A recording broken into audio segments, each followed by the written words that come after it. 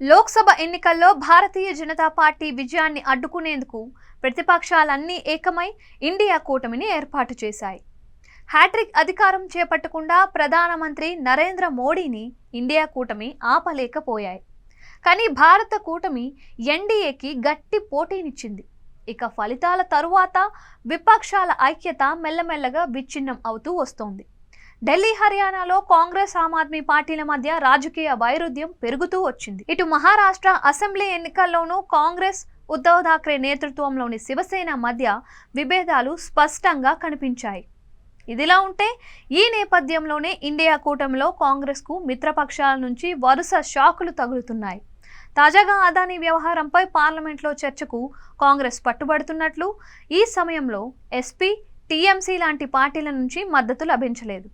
అదానీ కంటే చర్చించాల్సిన విషయాలు చాలా ఉన్నాయని ఆ పార్టీల ఎంపీలు స్పష్టం చేస్తున్నారు. ఇండియా కూటమిలో ఎవరికి వారే యమునా తీరేలాగా పరిస్థితి తయారైంది. కాంగ్రెస్ తీరుపై అసంతృప్తితో ఉన్న మిత్రపక్షాల సంఖ్య పెరుగుతోంది.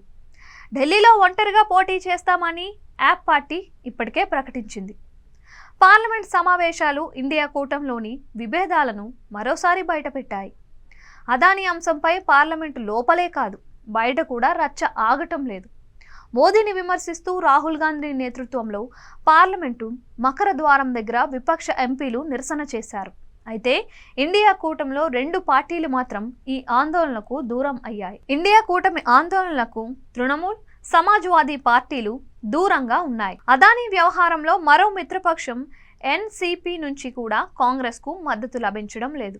దీంతో ఇండియా కూటమిలో పెద్ద భాగస్వామి పార్టీలు అదానీ వ్యవహారంలో కాంగ్రెస్కు దూరం అవుతున్నాయి.